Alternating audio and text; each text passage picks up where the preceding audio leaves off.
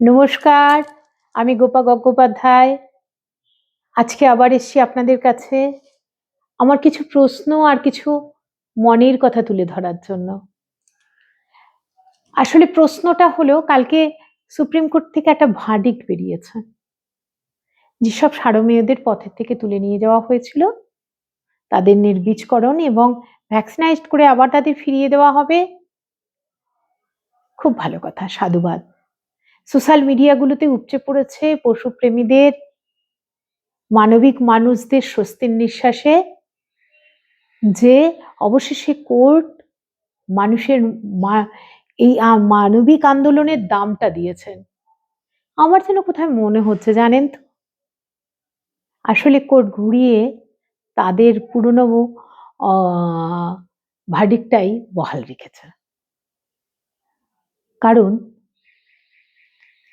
এই যে নির্বীজকরণ করার শব্দটাই যেন আমার কাছে সেটাই ইঙ্গিত দিচ্ছে। ওদের ফিরিয়ে আনা হবে ওদের বাসস্থানে, ওদের জন্য যথাযথ ব্যবস্থা হবে, ভ্যাকসিন দেওয়া হবে। সাধুবাদ, খুব খুশি হয়েছি। এটা তো সরকারের যতটা দায়িত্ব, আমরা যে সাধারণ মানুষ আমাদেরও অনেকটা দায়িত্ব আছে। কারণ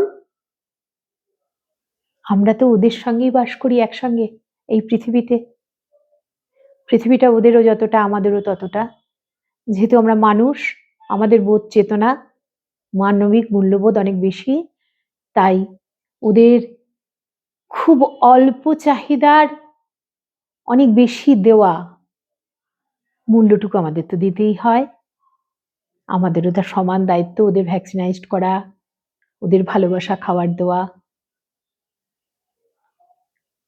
কিন্তু নির্বীজকরণ নয়।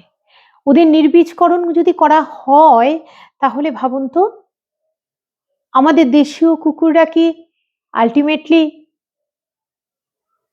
ওই বিলুপ্তপ্রায় পশুদের তালিকাভুক্ত হয়ে যাবে না? ওদের তো সন্তান হবে না, বংশবৃদ্ধি হবে কোথা থেকে? এই কথাটা আমায় খুব ভাবাচ্ছে, মনে কষ্ট দিচ্ছে। আসলে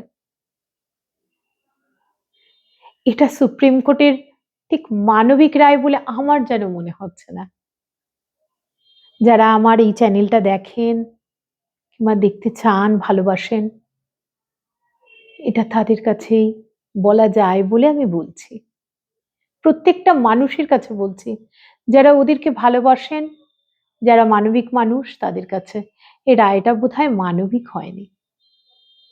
নির্বীজকরণটা ঠিক নয়। ওদের স্বাভাবিক বংশবৃদ্ধি করতে দেওয়াটা প্রাকৃতিক নিয়ম।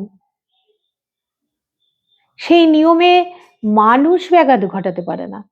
সে রাইট মানুষের কোথায়? নেই তো। এটা ওদের ডিসিশন।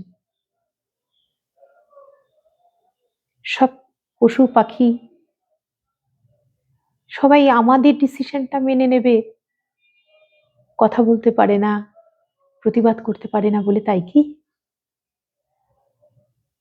আমাদের ঘরে ঘরে বিদেশি কুকুর পোষার চল। আমরা তাদের ভালোবাসি, সন্তানের মতো ভালোবাসি, কিংবা কোনো ক্ষেত্রে সন্তানের চেয়েও বেশি ভালোবাসি। আমার 18 বছরের কুট্টুস জার্মান স্পিচ মরে যাওয়ার পরে আমার বুকের ভেতরে যে হাহাকার শূন্যতা, আমার সন্তান শোকের চেয়ে একটুও কম নয় সেটা। এছাড়াও আমার রাস্তায় 5-7টা স্ট্রিট ডগ আমি যত্ন নেই, কেয়ার করি, ভালোবাসি ওদের। প্রত্যেক ঘরে ঘরে বিদেশি কুকুর পোষা হবে, ঠিক আছে, কিন্তু ওদেরও তো যত্ন সমানতালে করতে হবে।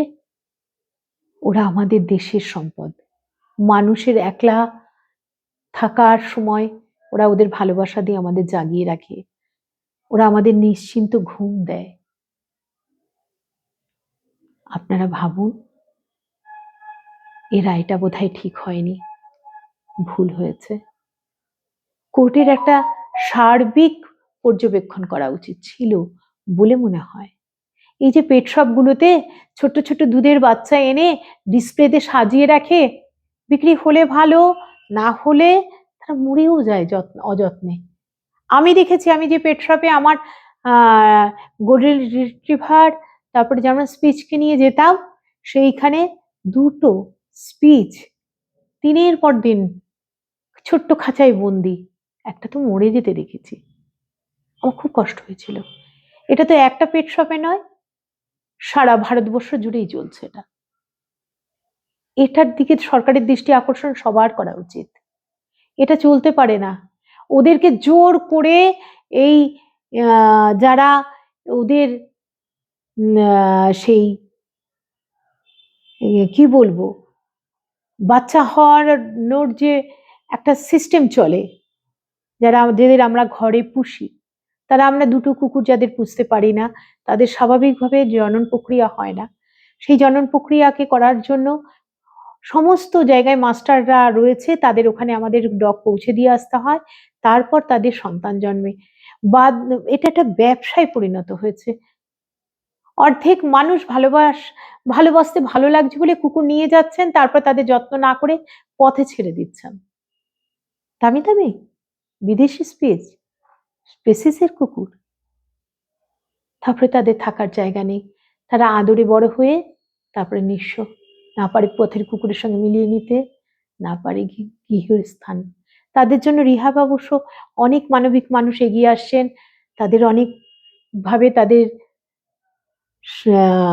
তুলে নিয়ে গিয়ে আবার পুনর্বাসনের চেষ্টা হচ্ছে।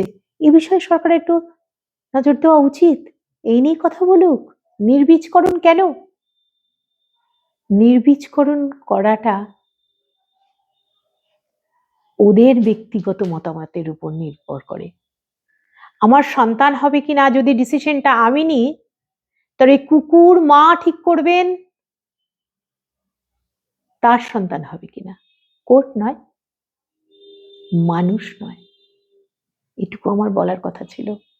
আর যারা পশুপ্রেমীরা, যারা মানবিক মানুষ আছেন, বন্ধুরা আছেন, আমি তাদের কাছে ফের অনুরোধ করব, আপনারা এই যে পেট শপগুলোর ব্যবসা, এগুলোর দিকে একটু নজর রাখুন। এগুলো বন্ধ হওয়া জরুরি। যাদের বাচ্চা হওয়ানোর দরকার আছে, তারা দুটি করে কুকুর পুষুক না, দুটি করে পেট পুষুক, তাদের স্বাভাবিক প্রজনন হোক।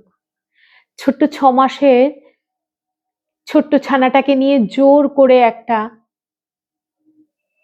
প্রযোজন করিয়ে 6টা 5টা বাচ্চা করিয়ে তারপর তার অর্ধেক মালিকের অর্ধেক, তারপরে কেনা বেচা, কেন বাপু? আমাদের এগুলো রাইট আছে কি? আমরা কি দিই নিজেদের সন্তানকে হাটে বেচতে? দেই না। তবে এক্ষেত্রেও না দেওয়াটাই মানবিক।